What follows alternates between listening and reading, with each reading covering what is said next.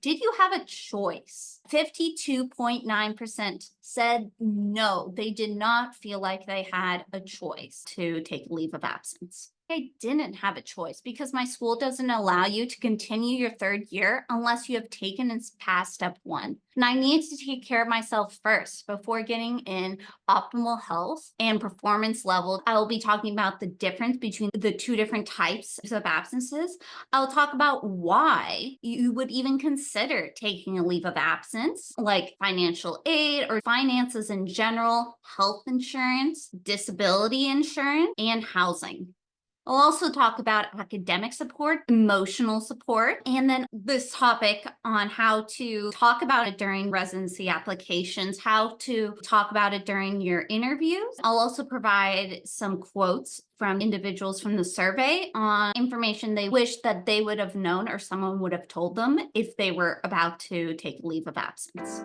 Today, we're going to be going over what to consider before taking a leave of absence, or LOA, from medical school. So I created this blog post because I felt that a lot of medical students, including myself, did not have a lot of information online or from their schools on what to consider before they're going to make this huge step in their medical school journey, which is stop being an official medical student and take time away from being a student. So this post has consolidated all the information that I can come up with, information that would have been helpful for me, and also information from doing a survey from 17 individuals who had taken a leave of absence from their medical school journey. A little bit about my own experience. I took an LOA between my second and third year of medical school. This was right after our dedicated step one period and right before I started my third year clinical rotations. During this year, I had very interesting experiences, both emotionally, financially, academically. I can't wait to speak to you all about it, and I hope it provides some information that will help you make an educated decision on your individual future. The first picture I have on my blog post, a pie graph that says where all the different students took their leave of absence. So of the anonymous students who took this survey, about 41% took a leave of absence between their second and third year, when 29% took absence between their third and fourth year of medical school. The next highest one is 11.8% during their first year of medical school. Unfortunately, 53% of respondents stated they were not given information from their school on important things to consider. Therefore, this article is written to meet this highly requested need. I also have linked to other blog posts where I speak specifically on my own experience on an LOA. For example, the decision to extend my LOA, how one's identity can be shaped through life's traumas, struggles, and failures, financial realities of being in medical school in a lower socioeconomic status, and addressing the red flags in my residency applications. Those 4 blog posts are linked on the original blog post. Starting off, what are the different types of leaves of absences? There are 2. One is an academic and the other is personal. For an academic one, the school usually requires or highly recommends an LOA. Usually this is because one has failed too many courses, has to retake a year, or has to retake a board exam. Unfortunately, this is not seen as favorable by residencies. I've been told this both by program directors and academic advisors. 53% of the students who did my survey stated they had to take an academic leave of absence. The other type is a personal leave of absence. This can be for any reason. Usually it is considered a choice to take a leave, and you don't have to explain to your school why you're doing it. About 35% of respondents said they just took a personal leave of absence. I have a pie graph, which says some of them also did it for research, and then some did both personal and academic. Now, I'm not really sure what it is like on other schools, but for our individual school, there's a piece of paper you must sign in order to take a leave of absence, and you can only check one, whether personal or academic. Could be different in other schools, but those are the 2 options you have. Next, Reasons for taking a leave of absence. Here are some reasons students have reported taking an LOA in the survey, through also individual interviews, through asking other students, and through my own individual online research and trying to figure out what is out there. First reason, studying for the USMLE STEP exam. 59% of respondents said they were doing this. Now, why? Usually schools only give a certain time frame to study and take the exam. If for any reason you need more time to study, there's not really other time during school because they're under such tight restraints. Usually this is when you have to take a leave of absence, either academically or personally. Really depends on the individual circumstance. For step 1 exam, usually about 2 months or 8 weeks are provided for the dedicated period. And then for step 2, usually between 2 and 8 weeks are available during your elective time during your 4th year of medical school. Now, there are certain schools that do take these step 1 and 2 exams after their 3rd year, or there's also medical students that do both of these exams at some point to graduate. Every school is different. I do want to mention that if you have to retake an exam or a course, this can sometimes feed into that time for the dedicated. For example, I had to retake one of my course exams, not the course. I had to retake an exam. I was only given the time during my dedicated. So I took 2 weeks to study again for that exam and then take the exam, which cut into the amount of weeks I could prepare for my step 1 exam. In reality, I had 6 weeks for my dedicated. I wasn't scoring well enough. I also talk about this in depth in a blog post called How Not to Fail Step 1, where I go through my experience trying to study for this step 1. You can look that on my website, medschool.com. Some things that I didn't mention is specifically the difference between step 1 and step 2. 53% selected they were doing step 1 during their leave of absence, and then 6% said they were taking step 2. Next. Another reason individuals take a leave of absence is because of their personal health.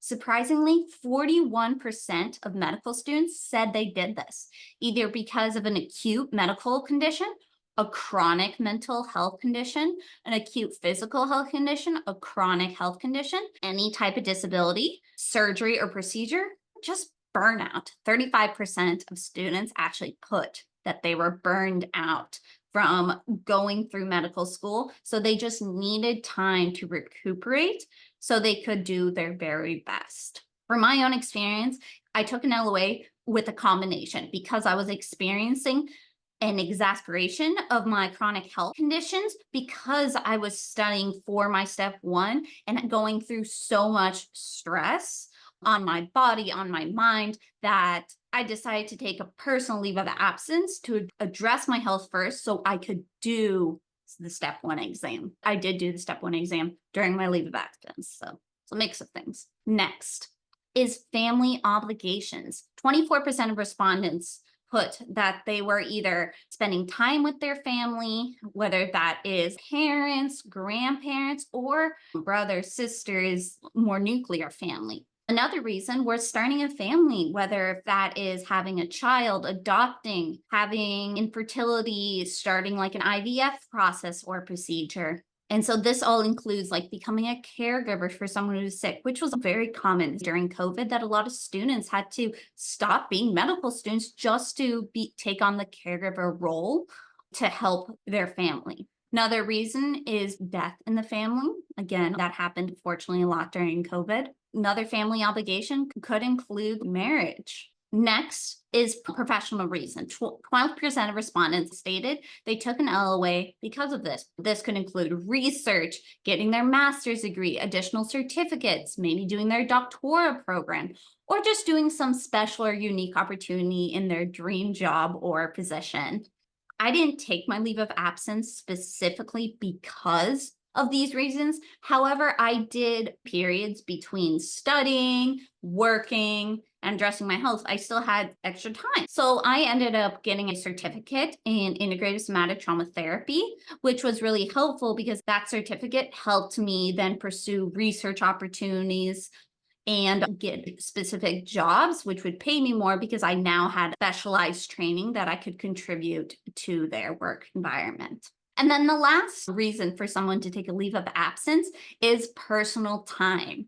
About 6% of respondents said that they took it because of personal time. This can include going traveling, pursuing a hobby, or just enjoying life outside of school. Next, if you look on my blog post, you'll be able to see the responses and all the different reasons that people selected, and they were allowed to select more than one. The next one is financial. Surprisingly, no one specifically in those 17 students said that they took an LOA specifically of financial. However, I'll talk about this later in this podcast episode. A huge majority of students suffered significantly with their finances. So I'm going to talk about certain reasons or struggles they had during LOA that had to do with financial. For example, loss of income. So maybe their partner was working and they got laid off because of COVID, or student loans. I'll talk about that in a bit. Having to pay off credit card debt, having to pay loans, having to work to financially support their family or partner, bankruptcy, paying back student loans. There are so many financial concerns that came in for a lot of students. So I'll talk about my husband. We had a lot of financial trouble during this unexpected leave of absence. Next thing I want to tell others is when you take a leave of absence, if you take student loans, your student loans will be taken away because the government currently says you're not in school. Even if you're studying and doing academic things, you're not in the 4-year program of medical school. So they'll take your student loans away. Biggest thing to consider is where are you going to get the money to keep living, to eat, to sleep, to study, to do whatever the reason why you took the LOA in the first place. And this was actually the number one concern, fear, and challenge that students experienced during the LOA, including myself.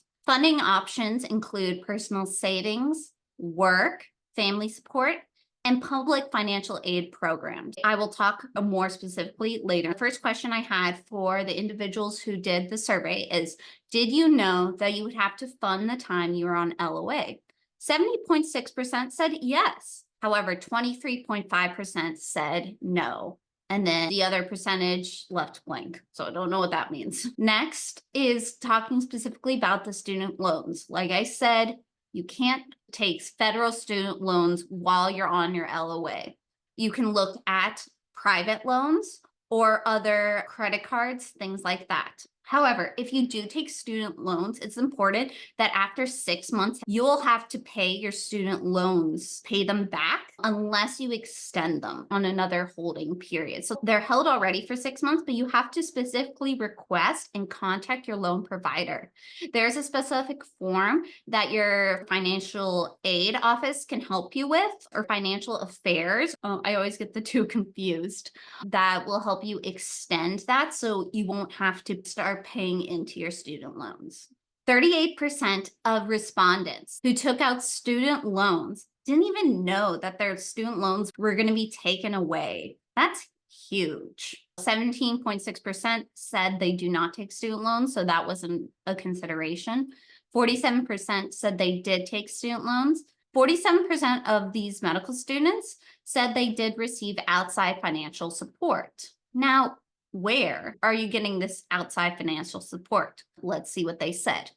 About 50% received outside financial support specifically from their parents, 16.7% from their partner or significant other, maybe if the other partner is working, and 8.3% just put generally their family. I put other options like private loans, but no one selected that. And then there's some really important statements that people put in the open section, in quotes, literally drained my savings because they expected me to continue to support myself while taking STEP. And then another, I did not receive outside financial support. Next, I asked, okay, so what about a job? For me, I had to do so many jobs, and it was hard to find a job during leave of absence because I was looking for a temporary job. So If I said I was a medical school student, they would be like, wait, don't you have classes? Or when are you returning? Initially, small jobs that I could do in the meantime. I started teaching Zumba classes, martial arts classes, going back to my previous pre-medical school life where I was a martial arts instructor and dance instructor. I started doing that. I started tutoring. I started reviewing pre-med applications. Some people I know started working in a research lab that they had previously before medical school, babysitting. We just tried to do everything to pay for the money that we were not receiving. Of the 17 respondents, 53% said they had to work a job. And this was because of losing funding because of their student loans. And I do want to note some students even had to declare bankruptcy. That really needs to be said of how horrible financially these medical students were and really struggled. I also talked about financial aid through city, state, and federal programs. When I was taking an LOA, it was still during COVID. I remember I applied for the state to help pay for a month of my rent. I can't remember if I actually got it or got parts of it, but those programs still exist. You just have to find them and apply to them.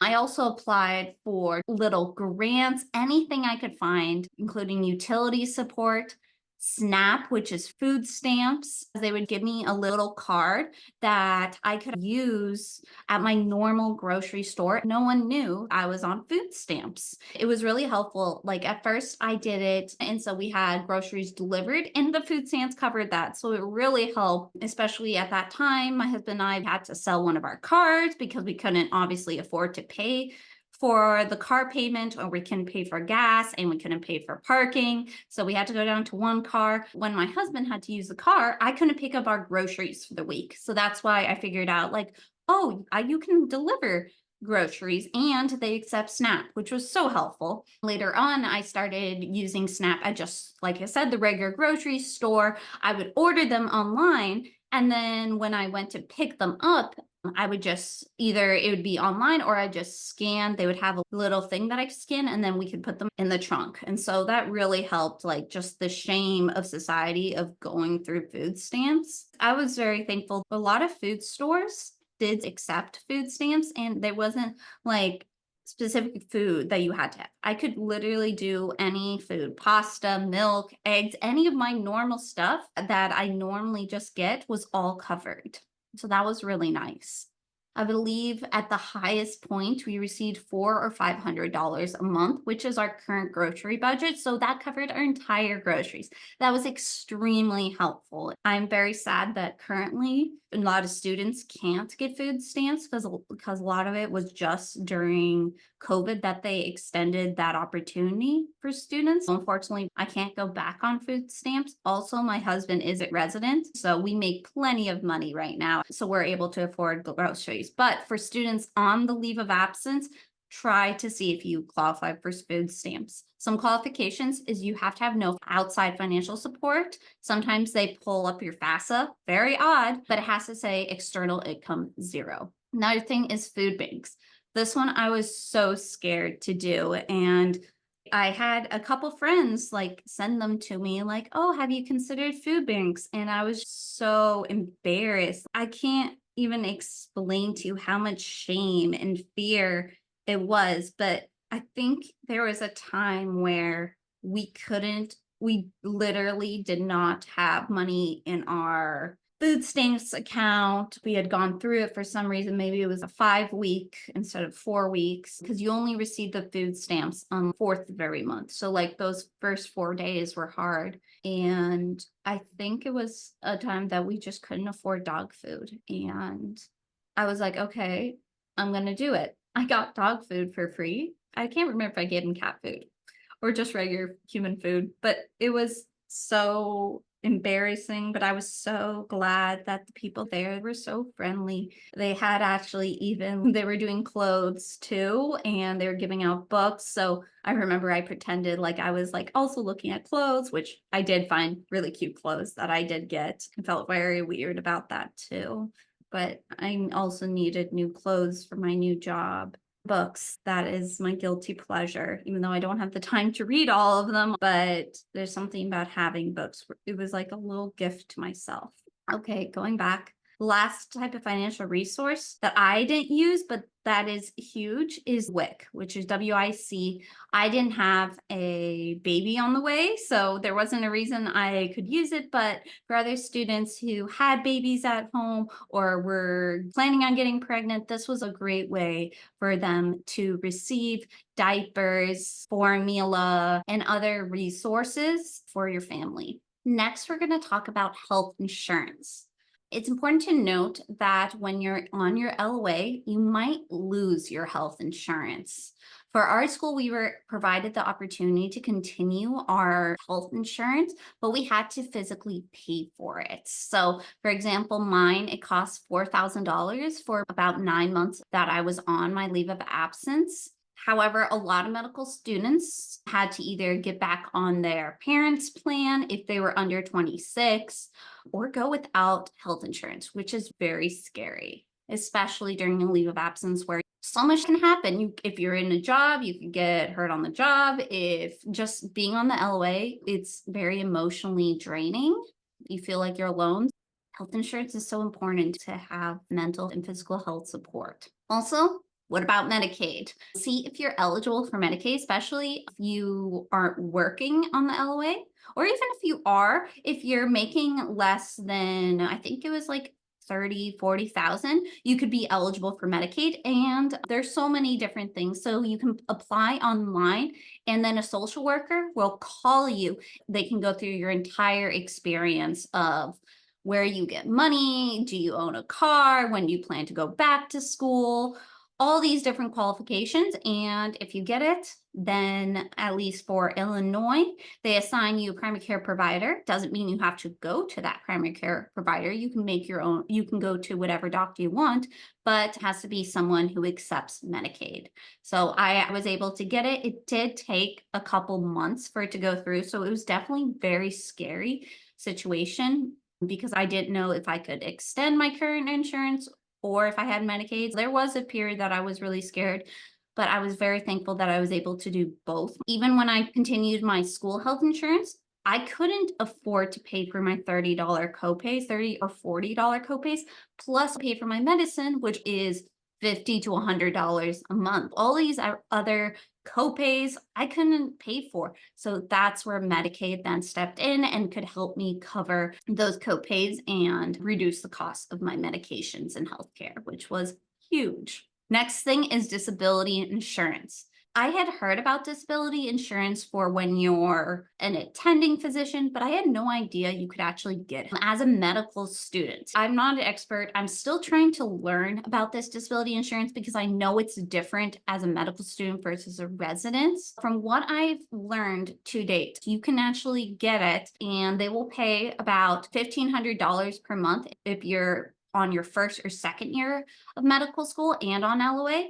And then they'll pay $2,000 per month if you're a third and fourth year on LOA. So I really wish I would have done that because that probably would have allowed me to keep studying for STEP without being stressed of paying for food, for housing, trying to figure out how getting a second and third and fourth extra small job just to pay for things. Now, interesting, I found something that said the AAMC mandates that medical schools have disability insurance available as a benefit to students, but this isn't advertised to students, and I struggled to find how to get this. Contact your financial affairs office, but again, I really wish it was an opportunity to use. I believe you also have to have a disability, a mental or physical health condition that would impair us from being in school. That impair us from working. But again, it's very confusing. We're not sure how often people actually get paid out. If you're a medical student that's had a disability insurance, please message me on medpsychmoss@gmail.com because I would love to learn more. I put a link to Loyola Medical School in Chicago. They explained a lot of this because they actually were very transparent when their disability insurance they provide students, but I would love to find more because this would have been a huge, huge help. Okay, next one, housing. Like I mentioned, where will you live? A lot of medical students had the opportunity to actually go back to their parent home or move in with a sibling or cousin or just some sort of family member because they couldn't pay for their rent, including us. There were multiple months that we went without paying rent or paid rent extremely late and got tons of fees for paying late, even though our landlord, we told them of the situation that I was on leave, that we were trying to get money. They would still rack on all these late fees. We end up selling one of our computers, our car, a lot of our clothes, a lot of our things just to be able to pay for rent and housing. A lot of medical students I spoke to and also who filled out the survey also said that this was a huge struggle of trying to find and pay for housing. A lot of some students even had to travel and pay out of a pocket to be able to travel and either put their stuff in storage while they're on LOA or paying for moving. That is expensive. My husband and I, the first 8 years we were together, we were moving every 9 to 12 months to a different facility. So I know very well what it means and how much it costs to move. It's expensive. Some of the things that I recommended is check availability for affordable housing. We started the process for affordable housing, but by the time our application was looked at, it was too late. And it unfortunately ended up not being something we could finish. Like I mentioned before, there are grants for that the city provided. The school even had a little bit during that. They used the money from COVID that was given, like the $1,000, and I used that to pay for housing. I do want to say that a lot of students struggled so much that they were at risk of being evicted or being late on rent payments. The next thing I'm going to talk about is academic support. It's important to figure out before you take a leave of absence if your school will still allow you to have academic support during your leave of absences. Some students that I talked about weren't able to access this opportunity. Their academic card was deactivated. They could not access academic study spaces. They weren't able to access tutoring. Thankfully, I asked for it, so I was able to give it. But a lot of other students didn't have that same opportunity because they didn't ask for it, which is very sad. I put a link to my blog post called The Taboos of Medical School, and I do talk about a lot of medical school resources and what does it look like to fail a quiz, test, course, and year of school. In addition, for academic support, I highly recommend you consider if you'd be eligible for disability accommodations, because a lot of things can qualify as a disability, including a mental illness, a physical illness, whether acute or chronic. So if you believe you might have, talk to your disability or accommodations or accessibility director. They can really walk you through to see if you are eligible. And that would be able to help you keep studying, because a lot of students said they were studying for their STEP exam. So that would provide additional resources. It's important to note that you need to ask if you still need to pay out of pocket for the STEP NBME practice exams, for outside tutoring, for your UWorld, especially since when you do your leave of absence, your time period that you did UWorld will most likely expire. So you need to see if your school will pay for an extension or if they'll at least give you some additional financial resources. Worst they can say is no. I was very thankful that I persisted and I did get a couple extra months on my UWorld. I also received some tutoring both at the school and also their private tutors company that they were paying for. And then I also, after requesting, I got extra practice exams from the NBME because I took so long to also study for STEP. You can read more about that on a blog post that I have links saying how to study for step 1 and not fail, because I failed and I learned a lot. 59% of students who filled out my survey said they studied for step 1 or 2. STEP is expensive. Just to take the test and do practice questions, it can cost $500. And then every single time you have to reschedule your exam, that can cost anywhere from $100 to $200. So important things to note. For the students who filled out my survey, 19% said that they paid out of pocket for a private tutor.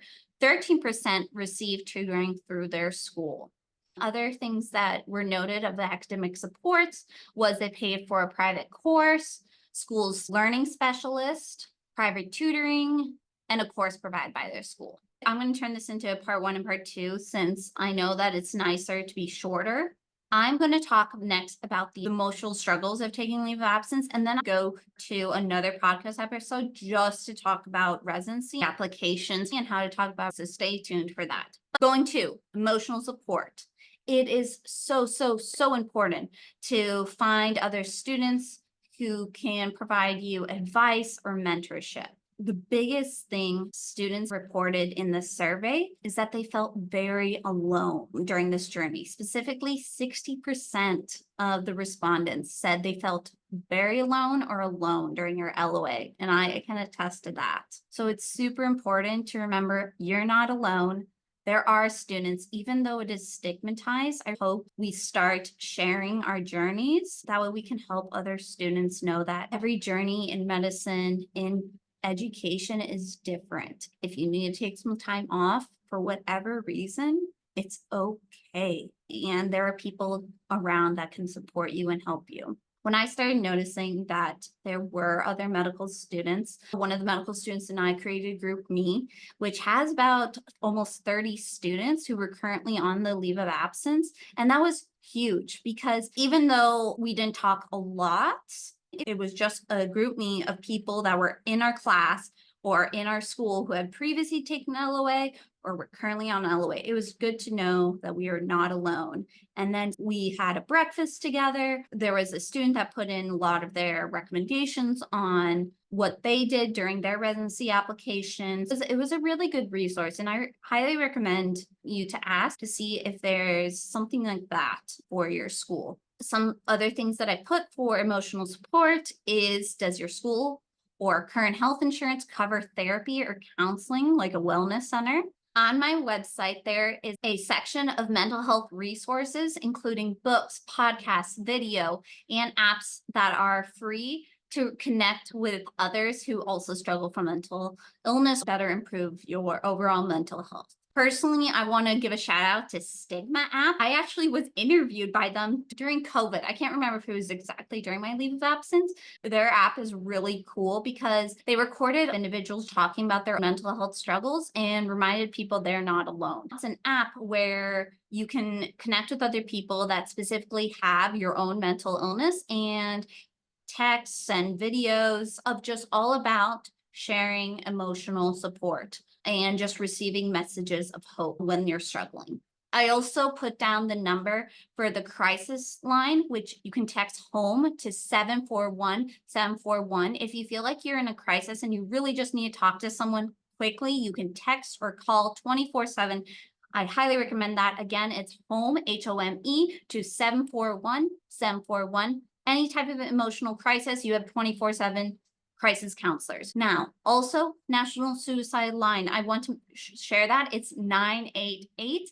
It's a 24-hour confidential suicide prevention hotline for anyone in suicidal or emotional distress that you just want to talk to someone. This saves lives. So please put it on your phone. I put it on as one of my favorites on my phone. If I'm talking with someone or if it's myself, I can easily access it to get my words out and know that someone is there for you if you start to emotionally struggle. It is normal to have those feelings of sadness because you just went through a very traumatic experience of needing to consider a leave of absence or actually going through the trauma of taking a leave of absence. So know that you're not alone if you're emotionally struggling. Just know that there are resources out there to help.